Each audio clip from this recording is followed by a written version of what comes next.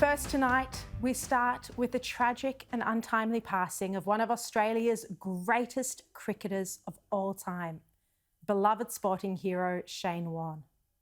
Just 6 days ago, Warne announced he was starting a health kick.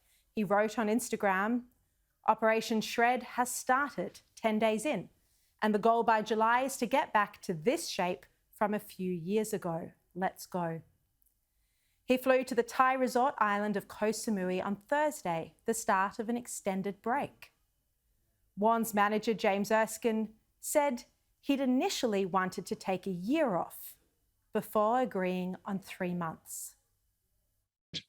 Shane had sort of decided that he was going to have 3 months off. In fact, he wanted a year off. And I said, there's no way you can have a year off. They'll have forgotten you by a year. Warne was staying at a 5-star villa in Koh Samui. Beautiful ocean views, private butlers and a chef. He was there with a few mates, including Andrew Nefitu, who he'd worked with on his documentary about his life. They'd organised to meet at 5 o'clock for drinks on Friday. But when Warne didn't show up, Andrew thought something might be wrong. His friend was never late. Neo knocked on his door at 5:15 because Warne is always on time.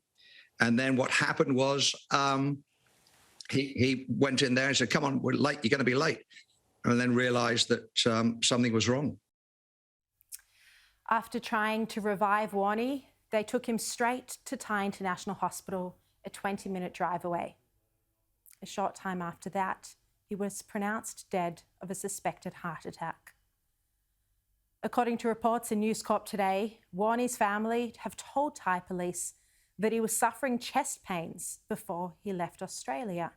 And James Erskine said he was also sweating profusely and had been on an extreme diet of only liquids. Koh Samui's police have also said that Warne had a history of heart disease and asthma. Friends have categorically ruled out that illegal drugs were involved. One point I'd like to make, I've read a couple of things and heard a couple of things about what Warne might have been doing in Thailand, and particularly around drugs. Warne didn't do drugs. He hated drugs. He didn't need drugs. He was high on life. He didn't actually drink a lot.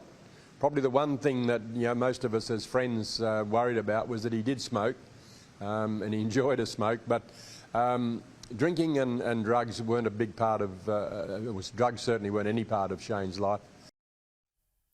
And police have also confirmed that there were no drugs found in his room. They said there were blood stains on 3 towels, on the carpet and on a pillow. And Warne's friends said he was coughing up blood while they were trying to revive him. News Corp reports that CCTV footage showed there was nothing suspicious. It just showed his 4 friends rushing to his hotel room. A masseuse is also understood to have visited his room at some point during that day.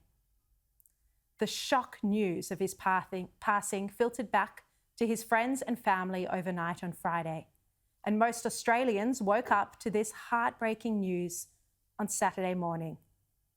This weekend, tributes have poured in from around the world. Elton John said it was a tragic day for Australian cricket as he paid tribute to both Warne and Rod Marsh. "2 legends passing is heartbreaking," he said. "I knew them both and played cricket with Rod in Perth, a very special and fearless man. Shane was a magic bowler and such huge fun. They were both Australians through and through, which made them so endearing." Global superstar Ed Sheeran spoke about how Warne was an amazing friend to him. He said Shane had the kindest heart and always went above and beyond to make people feel welcome and special. "I'll bloody miss you, mate. Absolutely gutted." Mick Jagger wrote on Twitter, "I'm so saddened by the sudden death of Shane Warne. He brought such joy to the game and was the greatest spin bowler ever." Warne's ex-fiancée, actress Liz Hurley, paid tribute also with touching words. She said, "I feel like the sun has gone behind a cloud forever. Rest in peace, my beloved Lionheart." The couple made global headlines, as you'll remember, with their romance, which kicked off in 2010 and lasted about 3 years. Warne proposed to Hurley on James Packer's boat, Arctic P. And in his book, Shane Warne told about how, on impulse, in the middle of a dance, he grabbed Elizabeth Hurley, dropped to one knee and said, "I'm not sure about you, but I've never got along with any woman as well as I get along with you. I'm madly in love with you. Our kids get along great. How would you like to spend the rest of your life with me?" And Hurley, he said, replied, "Of course I would. Silly, I'm madly in love with you too." Packer was the only person to witness this conversation, and just a week and a half later, when the news leaked to the media, the couple accused Packer of being the culprit to the leak, and Packer later confessed to what he'd done. He admitted it. Warne had, of course, split from his wife Simone in 2005 after a decade of marriage and 3 children, Jackson, Brooke and Summer.